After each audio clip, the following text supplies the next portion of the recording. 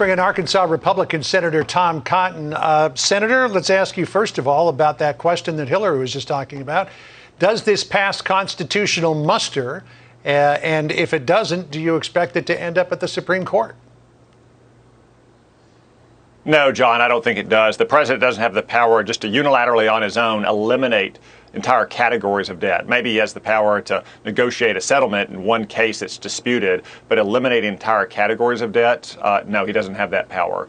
Irrespective of lawsuits that'll be coming, though, John, of all the dumb things Joe Biden has done, this may be the dumbest yet. I know it's stiff competition, but just think about how unfair this is for all the Americans who are harmed by this, who are now on the hook for hundreds of billions of dollars of other people's loans. All the Arkansans who didn't go to college, who became farmers or ranchers, plumbers, carpenters, welders, all the Arkansans who went to college and worked to put themselves through so they didn't have to take out debt, whether they were waitressing or bartending, and all the Arkansans who went to college and took out loans and paid off those loans.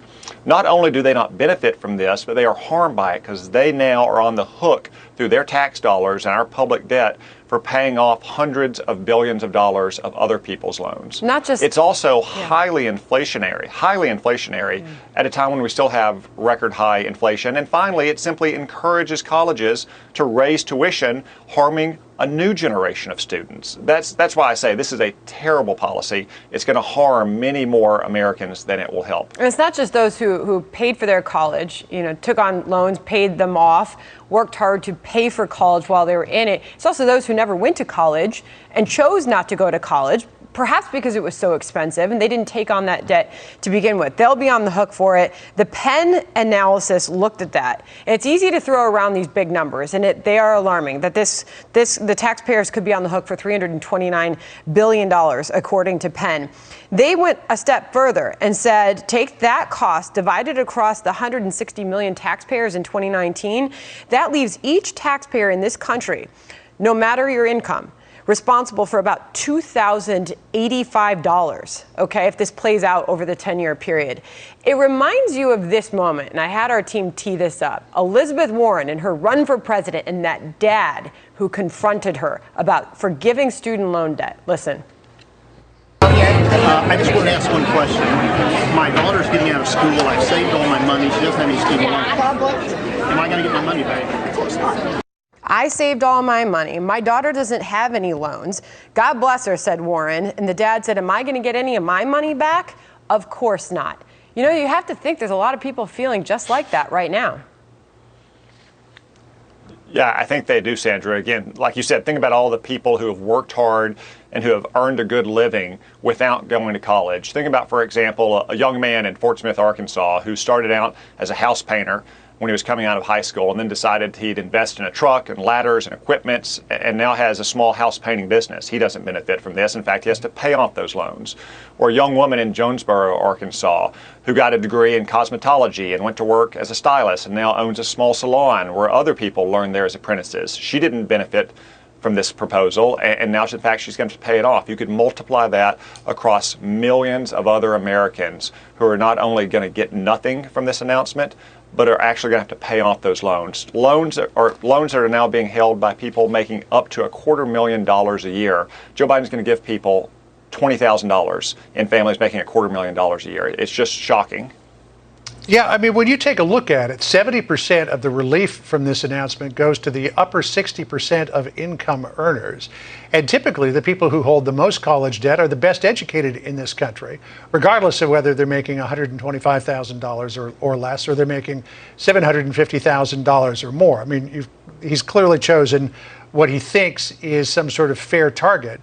But how is it, again, how is it fair that people who are the best educated and have the potential to earn the most money are getting the most relief here?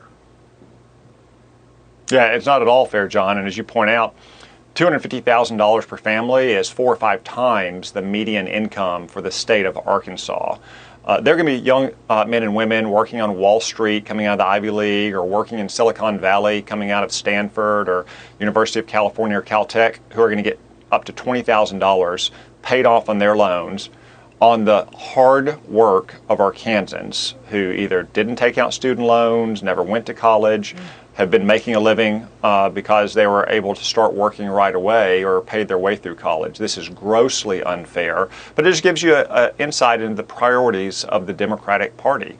They're once again looking out for the interests of wealthy, well-educated elites, largely clustered on our coasts, and that's going to harm the vast majority of Americans who have to pay off their fellow Americans' loans. No one's paying off Arkansas farmers' tractor loans. No one's paying off their small business loans. No one's paying off their mortgage. But Arkansans are now going to be paying off the loans of students who borrow this money freely and willingly and now don't want to repay it. And you can make the case that undermines their efforts to bring down inflation. If you're going to have more government spending that led to this 40-year high inflation, you can make the case, as some of these models do, that inflation will get worse and that will be an additional tax on the American people. But as we always do, we hear from both sides. And we had a Democrat on with us last hour, Senator John Garamendi. He is a supporter of President Biden's plans that he is about to announce a few moments from now. And he defended the move earlier. Listen. It's not an inflation issue, although everybody wants to holler about inflation.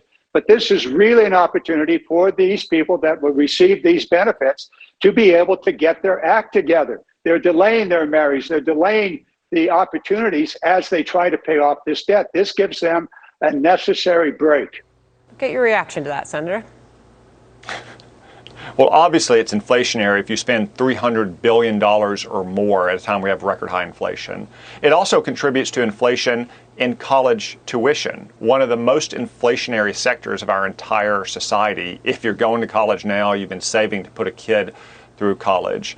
And again, what John Garamendi says is people getting their act together. These are people who took out loans.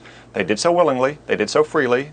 They need to pay off their loans, just like every other Americans need to pay off their mortgage or their small business loan or the loan they took to buy that pickup truck that started their painting business or their power washing business or their carpentry business. No one is forgiving their loans, no matter how much they're struggling in this economy. We shouldn't be asking hardworking Arkansans to pay off $20,000 each for families making $250,000. Senator, when it comes to to who has the authority to be able to actually effect a policy like this, not too long ago, Nancy Pelosi was quite clear that the president doesn't have the power to do this, that only resides in Congress. So as a member of Congress, are you going to say, look, this has got to go through us. This can't be done through the power of the president's pen?